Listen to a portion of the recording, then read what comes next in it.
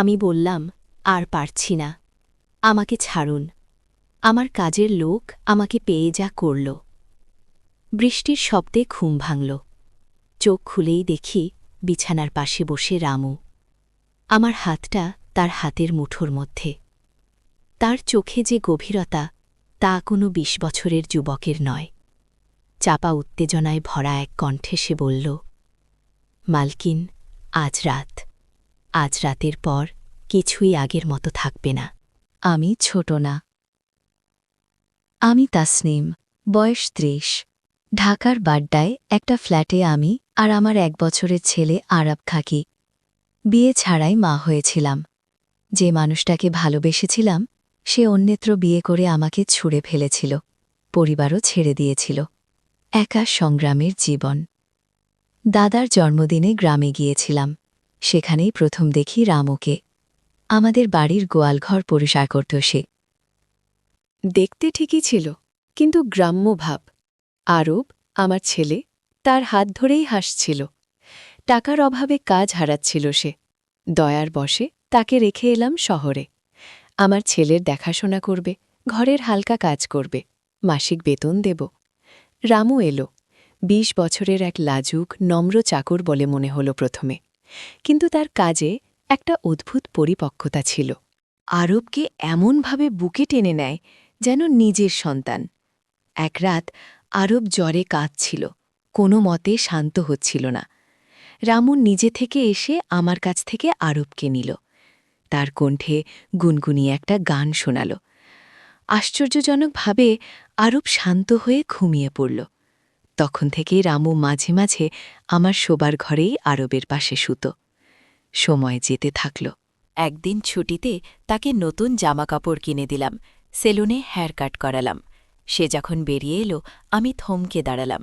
সাধারণ পোশাকের আড়ালে যে ছেলেটা লুকিয়েছিল, সে যেন ম্লান হয়ে গেল। সামনে দাঁড়িয়েছিল সুগঠিত দেহ, তীক্ষ্ণ চোখ আর আত্মবিশ্বাসে ভরপুর এক পুরুষ। সেদিন বাড়ি ফিরে আমি পানি খেতে গেলাম। রামু গ্লাস ধরিয়ে দিল। হঠাৎ তার হাত আমার হাত স্পর্শ করল। বিদ্যুতের ঝাঁকুনি খেলাম। সে বলল, মালকিন, আপনার জন্যেই আজ প্রথম নিজেকে মানুষ মনে হচ্ছে। এরপর থেকে সবকিছু যেন পাল্টে যেতে শুরু করল। সে আগের চেয়েও পরিষ্কার পরিচ্ছন্ন থাকত, ঘরে নিয়মিত ব্যায়াম করত। তার পেশিবহুল বাহু, চওড়া বুক, এগুলো গ্রামের কোনো সাধারণ যুবকের না। একদিন অফিসে যাওয়ার সময় আরবকে চুমু খেতে গিয়ে সে মাথা ঘুরিয়ে দিল। আমার ঠোঁট অ্যাক্সিডেন্টাল লাগল রামুর গালে। সে দাঁড়িয়েছিল পাথরের মতো অনড়। আমি লজ্জায় রক্তাক্ত। সারা দিন অফিসে তার সেই দৃষ্টি আমার পিছু নিয়েছিল। রাতে মাইগ্রেনের ব্যথা। সে নিজে থেকে এসে মাথা মালিশ শুরু করল। তার স্পর্শে ব্যথা উপশম হয় না, বরং শরীরের গভীরে একটা উত্তেজনার সৃষ্টি হয়। আমি স্তব্ধ। একদিন ঘাঘরা পড়েছিলাম, পিঠের সাহায্য চাইতেই সে এলো। তার আঙুলগুলো আমার খোলা পিঠ বরাবর হালকা ছুঁয়ে গেল।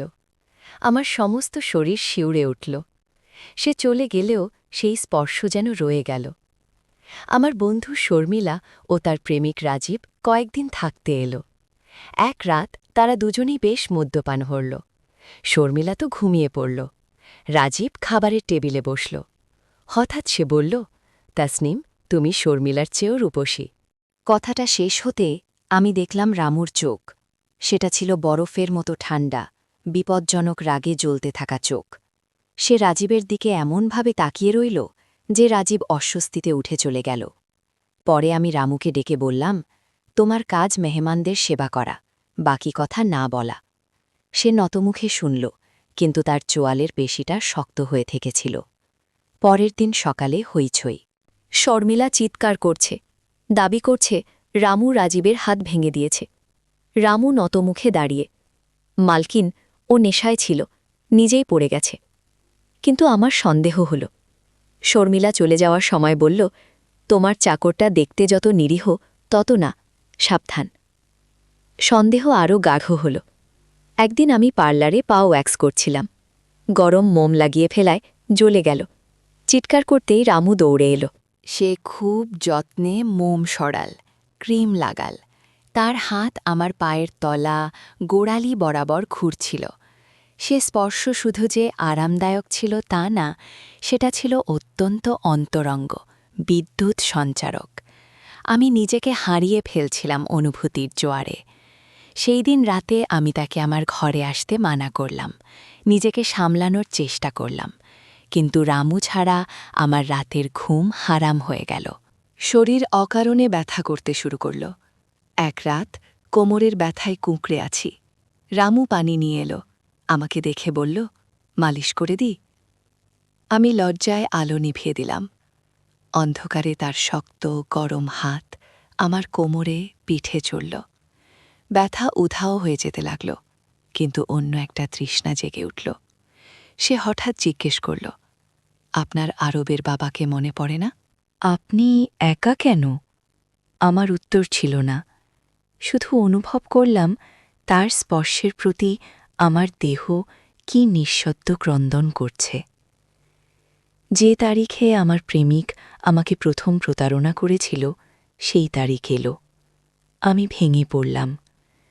রাতে একা একা কাঁদছিলাম। রামু চুপি চুপি ঘরে এলো, পানি আর ওষুধ দিল। আরব নড়াচড়া করতে সে আমাকে তার ঘরে নিয়ে গেল। সেখানে আমি সব আবেশ হারিয়ে তাকে জড়িয়ে ধরে বললাম, রামু, আজ রাত আমার পাশে থাকো। সে নিশ্চুপ ছিল। তারপর খুব আস্তে বলল, মালকিন, আমি ছোট না, কিছু বুঝি না, বলবেন না।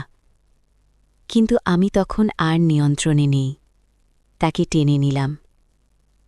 সারা রাতের সেই মোহিনী নেশার বিস্তারিত বলার নয়।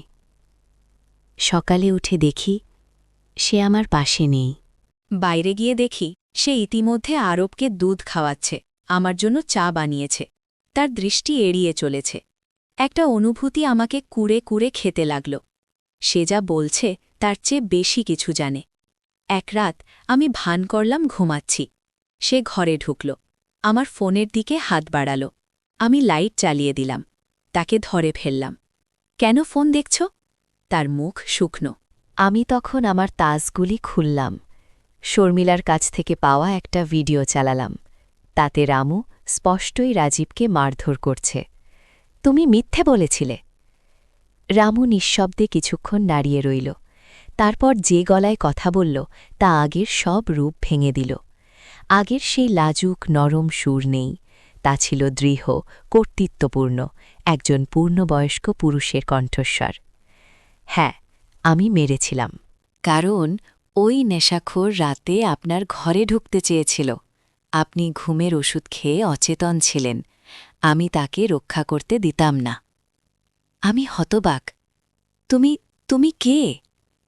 সে একটা গভীর নিঃশ্বাস নিল। আমার নাম বিক্রম, বয়স ৩০। আমি আপনার বাবার অধীনে কাজ করতাম, তার সিকিউরিটি কনসার্নে।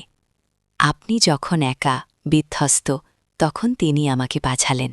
আপনার দেখাশোনা করার জন্য, আপনার সুরক্ষার জন্য। কিন্তু শর্ত ছিল, আপনাকে জানানো যাবে না। আমাকে গ্রামের গরিব চাকরের ভূমিকায় থাকতে হবে।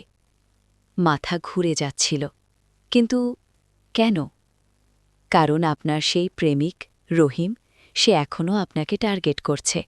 সে জানতে পেরেছে আপনার একটি ছেলে আছে, তার নিজের কোনো সন্তান নেই। সে চায় আরবকে কেড়ে নিতে, আপনার সাথে আবার সম্পর্ক গড়ে, আপনার বিশ্বাস অর্জন করে, তারপর আইনি জালে ফেসে আপনাকে ছেলে হারাতে হবে। এই তার প্ল্যান। আপনার বাবা সব জানতে পেরেছিলেন, আমাকে পাঠিয়েছিলেন আপনাকে ঘিরে রাখতে, সুরক্ষা দিতে। সব কথা শুনে আমার পা কাঁপছিল। রামু, না, বিক্রমের দিকে তাকালাম। যে মানুষটা মাসের পর মাস আমার ছেলের যত্ন নিয়েছে, আমার ব্যথায় মালিশ করেছে, আমার নিরাপত্তায় পাহারা দিয়েছে, আমার প্রতি তার যে আকর্ষণ, যে গভীর টান, সেটা চোখে পড়ার মতো ছিল। তাকে শুধু দায়িত্ববোধ, নাকি তার চোখের গভীরতায় আরও কিছু লুকিয়েছিল? সে আমার দিকে তাকাল। মালকিন, না, তাসনিম, প্রথম দিন থেকে আপনি আমার কাছে চাকর ছিলেন না।